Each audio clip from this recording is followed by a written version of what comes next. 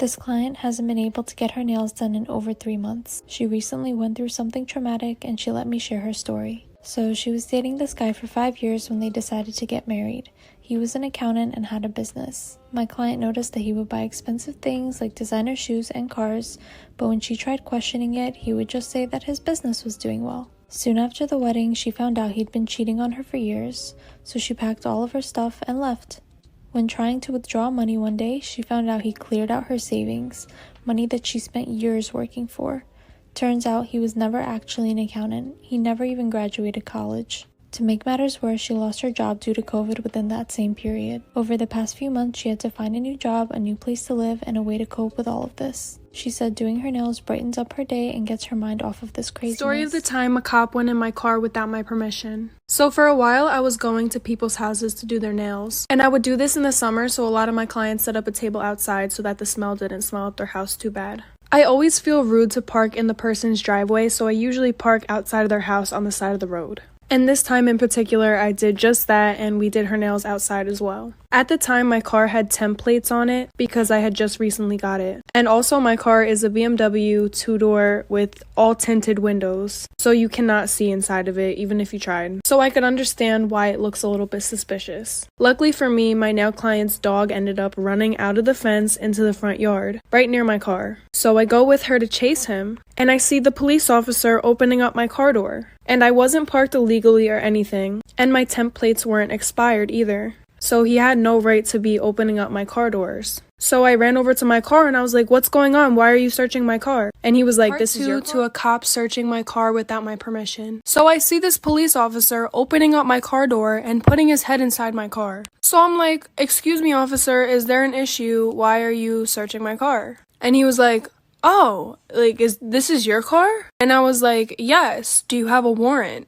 And then he said, "Do you live here?" And I was like, "No, but do you have a warrant?" And then he said, "No, actually, the neighbor called me because he was concerned, and I actually live down the street, and the car was unfamiliar, so I felt the need to search it. I can't see inside of your car because of the tint, so I didn't know if somebody was in there, like maybe sleeping in their car or something." I don't really remember what he said, but I was like, "Okay, but I think you need a warrant to search the car. Please close my door." And honestly, he was pretty nice about it, I'm not gonna lie. I was just really annoyed because in my head, I'm thinking like, why? Like, I'm not doing anything wrong. I'm always getting caught up for doing nothing. Story time of the time where my Dunkin' Donuts got robbed when I was working early in the morning.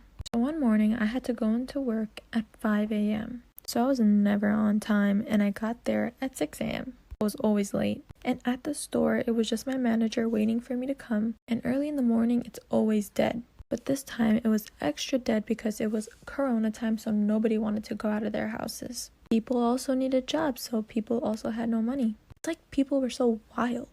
Anyway, I get to work, and it's still dark outside. I walk in, and as soon as I walk in, a guy walks in from right behind me. As I'm clocking in, the guy comes up to the register. So my manager walks up, and he's like, "How can I help you?" He literally takes out a giant knife and is like, "Give me the money from the register."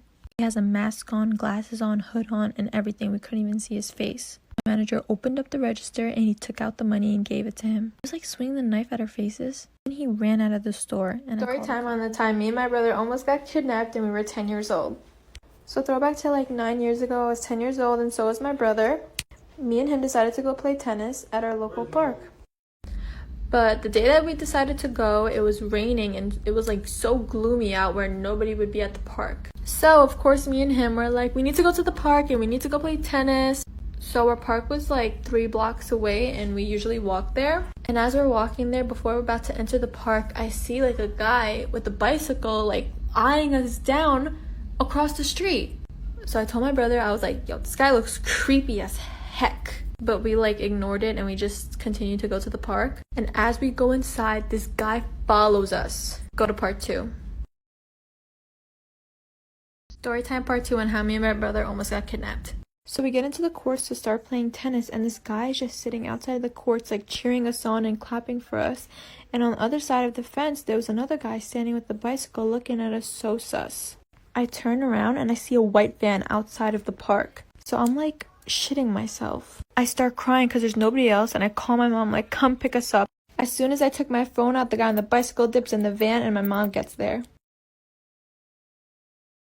This is why you should never leave the table when you're on a blind date. One of my best friends and I worked at the same restaurant. When I came in later that day for my shift, she told me a crazy story. She said that her first table were this guy and this girl, and she could tell they were on a first date. The girl was nervous, so she ordered a glass of wine. As far as she knew, the date seemed to be going well, and the girl got up to go to the bathroom. Right when my friend was about to come over and bring the silverware, she saw him put something in her wine.